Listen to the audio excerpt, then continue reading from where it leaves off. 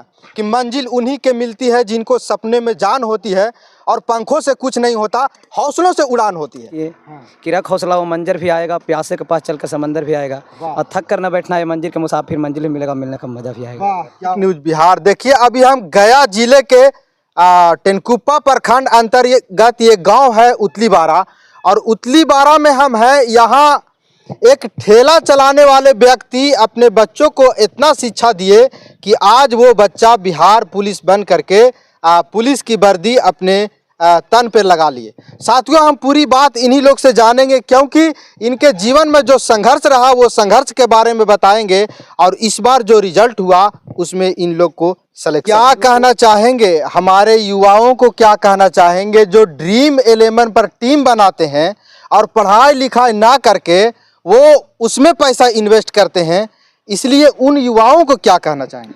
मैं उन युवाओं कहते हैं कि ड्रीम 11 ये सब छोटा मोटा गेम है, वो कभी सफल नहीं ले जाएगा। जहाँ तक आपको जिंदगी, आज एक एक दिन जो जिंदगी काट रहे हैं वो वापस लौट कर नहीं आएगा, इसलिए आप वो दिन याद करो।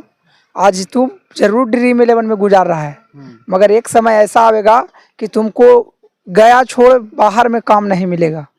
10-12 हज़ार के काम मिलेगा, वो भी लत्तम जुत्तम कितना करने पर बाहर में पैसा कमाया जाता है, वे भली बातें ही समझ सकते हैं। इसलिए उसको समझे, बात को समझे, और यदि जो माता पिता आपको प्रेफरेंस दे रहे हैं पढ़ने का, तो हर काम छोड़ करके पढ़ाई के प्रति जागरूक हो, और मेरे जैसे भाई बहन पिता से ये सीख ले कि अधिक से अधिक मेहनत करे।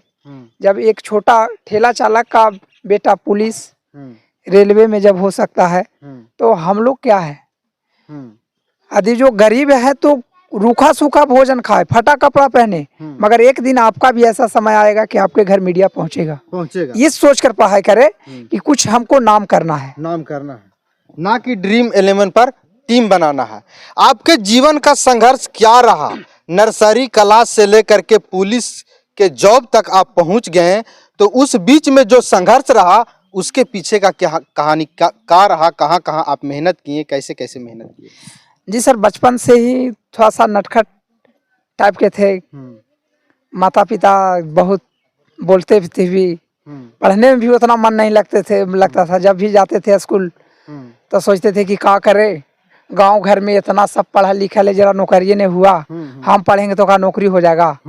हम इसको सोचते थे कि जड़ी धीरे धीरे बड़ा होंगे, 10वां पास होंगे, बाहर जाता है आदमी, नया नया जूता पहन के आता है, नया नया शर्ट पहन के आता है, बहुत बढ़िया लगता है।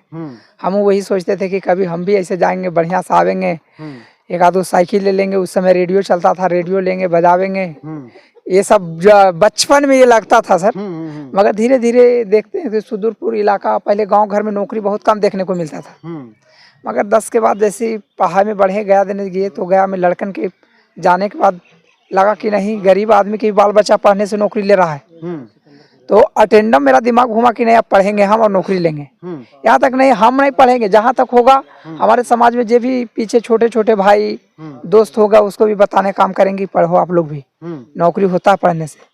आज मेरा दोस्त बहुत सा ऐसा है जो बिहार पुलिस में कर रहा है। मेरा खुद ग्रुपिंग में कम से कम 8-10 लड़का ऐसा है जिसको मैं ग्रुप करवाए हैं, ग्रुप में पढ़ाए हैं, वो भी आज बिहार पुलिस का जॉब कर रहा है। तो फिर अटेंडम मूड हुआ कि नहीं अब मेरा तैयारी बढ़िया है। 2015-16 में वैकेंसी आया था चेन्नई ग्रुप डी में, मेरा भी फाइनल सिलेक्शन हो गया था सर। अच्छा। तो उस समय कहे कि एक भाई हो ये रहा है रेलवे में, तो सब भाई रेलवे में नहीं होना चाहिए। अच्छा, इसलिए यानी नौकरी लगा हुआ आप छोड़ दिए? मेरिट लग गया, यही उम्मीद में कि कुछ अच्छा नौकरी ले। कौन बुलाए, वर्कशॉप में हमको जॉब भी मिल गया था सर। तो उस समय आया 9 सितंबर 2016 का मेरा ज्वाइनिंग लेटर आया, तो उस समय मैं नहीं गया। और फिर मेरे पास मेरिट बहुत बढ़िया था सर। जैसे सरकार चेंज हुआ, सरकार चेंज होने के बाद क्या हुआ सर कि जो साल रेलवे के बहाली आता था वो 5 वर्षीय बहाली हो गया। 5 वर्ष में एक बहाली होने लगा। तो मेरा सपना पर कुछ पानी धीरे धीरे फिरना शुरू हो गया। हम सोचे कि हाली बहाली आएगा तब हाजीपुर में हम रेलवे ग्रुप डी ले लेंगे, चेन्नई करना क्या जरूरी है, क्योंकि रेलवे का ड्यूटी ऐसा है कि 30 दिन छुट्टियां मिलता है। 30 दिन में यदि जो 2 बार आवेंगे तो 4 दिन हमको ट्रेन में लग जाएगा। 26 दिन ड्यूटी, 26 दिन घरे आवेंगे। यानी यही हौसला में आप वो नौकरी को छोड़ दिए। जी जी जी यानी अपने दिल में हौसला था। जी जी देखिए साथियों, आपको बता दें कि कहा जाता है ना कि मंजिल उन्हीं के मिलती है जिनको सपने में जान होती है और पंखों से कुछ नहीं होता, हौसलों से उड़ान होती है। इनका नौकरी लगा हुआ था, लेकिन इनके अंदर एक और हौसला था कि हम कुछ बड़ा करेंगे, और वो छोड़ दिए और आज पुलिस के वर्दी पहन लिए। जी जी सर। इसके बाद फिर 2018 मेरा बिहार पुलिस में भी फाइनल सिलेक्शन हो गया था। तो उसमें बिहार सरकार के गलत नीति, गलत पॉलिसी का स्वीकार हुए, क्योंकि उस समय बिहार सरकार महिला को 70% ज्वाइन किया, 35% महिला को आरक्षण दिया और 70% महिला को ज्वाइन करवा दिया। अच्छा। जिसके कारण से वंचित रह गए। उसके बाद बिहार दरोगा रिजल्ट हुआ, मगर थोड़ा सा आर्थिक स्थिति खराब रहने के कारण और थोड़ा सा हम भी पारिवारिक जीवन हो गए, मेरा पत्नी हो गया, एक दो बेटी हो गया, यानी शादी विवाह सब हो गया। सब हो गया। तो थोड़ा सा स्थिति मेरा बिगड़ते गया। स्थिति बिगड़ते बिगड़ते अब लगा कि हमको भी लगा कि अब नौकरी नहीं होगा। गाँव हौसला कुछ लोग हंसने भी लगा कि अब कुछ होगा इसको। तो हम भी टूट चुके थे बिल्कुल सर। पिताजी भी काम करते करते थक ही गए थे। हमको भी लगता था कि पिताजी काम जब नहीं कर पा, जब हम हैं 25, 26, 27 साल के, जब बेटा होके घूमेगा रोड पर, कहेगा हम पढ़ाई करते हैं, और बाप 50, 55 साल होके रिक्शा ठेलेगा, तो मेरा समाज में फिर क्या इज्जत है, क्या प्रतिष्ठा रहेगी। इस प्रतिष्ठा के लिए सर मैंने पिताजी को साल भर पहले ही से कहे कि पापा अब रिक्शा नहीं चलाइए, जो होगा हम करेंगे। अरे वो भाई का नौकरी हुआ, मगर भाई इस प्रकार से रवैया कभी नहीं मेरे पिता के प्रति किया कि हाँ पिताजी मेरा नौकरी हो गया, आप ठेला छोड़ दिए। मगर मैंने, मेरा लोग को लगा, अपने आप को आत्मा कहने लगा कि अब बाप को रिक्शा नहीं चलावे देना है। इसके लिए सर मैं 1 साल पहले, अगला जनवरी से गया में 6 महीना delivery boy, Flipkart delivery boy के काम किए। अच्छा, आप फ्लिपकार्ट कंपनी में भी काम किए? डिलीवरी बॉय के काम किए। तो डिलीवरी बॉय काम करने के बाद लगा कि ये सेपरेट काम नहीं है, इससे मेरा जिंदगी सफल नहीं होगा। मेरा एक दोस्त बहुत जिगरी यार है, वो बोला कि आओ मेरे पास, बहुत बढ़िया काम लगा देंगे। वहाँ भी गए, काम बढ़िया था। यानी प्रदेश चले गए? प्रदेश चंडीगढ़ चले गए। चंडीगढ़ में गए, 2 महीना रहे। 2 महीना के बाद सरकार ने एग्जाम के लिए डेट निकाल दिया। अच्छा। डेट निकाला तो कहे कि मेरे पास मेरिट बढ़िया चलते हैं, फिर कहने अभी तो प्रयास किया जाए, प्रयास हो जाए। और मेरा ज़्यादा सोच था कि अरे हम सफल नहीं होंगे, मगर इतना मेरे में विश्वास था कि यदि जो जाएंगे 2 बहाने पढ़ावेंगे तो उन सबको नौकरी पक्का हो जाएगा, मेरा होवे चाहे नहीं होवे। क्योंकि लड़का ज़्यादा से ज़्यादा धांधली होता था तो लड़का के सीट पर होता था, मगर लड़की सेफ जोन में रहती थी। तो हम तो सोचे कि मेरा होवे चाहे नहीं, बहन के भी एगो हो जाएगा, तो मेरा जो स्थिति है आज घर का जो बहुत सुधर जाएगा। बहुत हद तक ऐसा होगा कि बहन को शादी भी करना है। आज एक बहन के शादी, आज जिस प्रकार से बिहार में दहेज प्रथा है सर, जिस प्रकार से आज हम लोग गरीब परिवार से पार नहीं लग पाता, शादी में बहुत टेंशन था। ये सोचकर मैंने फिर से आया और बहन को भी मेहनत करवाया, हम भी मेहनत किए। आज भाई बहन और एक साथ में ही बगल की बहन थी, उनको भी हम मेहनत किए।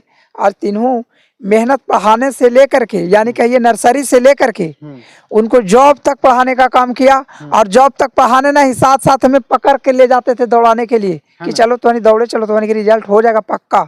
हम बोले थे, जब 18 तारीख के हम एग्जाम दिए, 18-19 के आके बोले दोनों भाई बहन कि हम लोग को आज से दौड़े चलना है, मेहनत करना, हम लोग को रिजल्ट हो जाएगा इस वर्ष। उम्मीद है? उम्मीद नहीं सर, विश्वास था। और जाकर बंसी पर जहाँ रनिंग होता था वहाँ बोल दिए थे कि यदि जो एक सीट भी अभी बढ़िया रहेगा तो उसमें मेरा नाम आ जाएगा। आपका ट्रेनर कौन थे? ट्रेनर जैसे धीरज सर थे। धीरज सर मेरा दोस्त ही थे, छोटा भाई भी थे। मगर जैसे हम लोग सर पढ़ने वाला थे तो इस प्रकार से फिजिकल तो होता नहीं था, मगर गाइड का जरूरत होता है हर चीज में। गाइड बड़ा छोटा नहीं होता है, इन्हीं की छोटा को बोलिए कि सर बोल रहे हैं, वो गाइड उस लाइन है कि उसको हमको बोलना पड़ रहा है। समझ गए?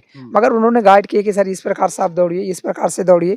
क्योंकि हम लोग तो सर पढ़ना जानते हैं, सब चीज सबके पास के बात नहीं है, मगर किसी के लिए किसी गुरु का बहुत जरूरी है। तो इसमें धीरज का योगदान बहुत हम रहा। और साथ में जो भी यार दोस्त था, जो भी था, सब साथी संगत, जैसे संतोष बाबू हमारे हो गए, कभी मेरे हौसला को टूटने नहीं दिए। जहाँ भी हो मेरा प्रशंसा बढ़ाए रखे। जहाँ भी कुछ चीज का जरूरत पड़ता था, संतोष बाबू कहता था सिकंदर जी आपको टेंशन नहीं लेना है, उसके लिए हम तैयार हैं।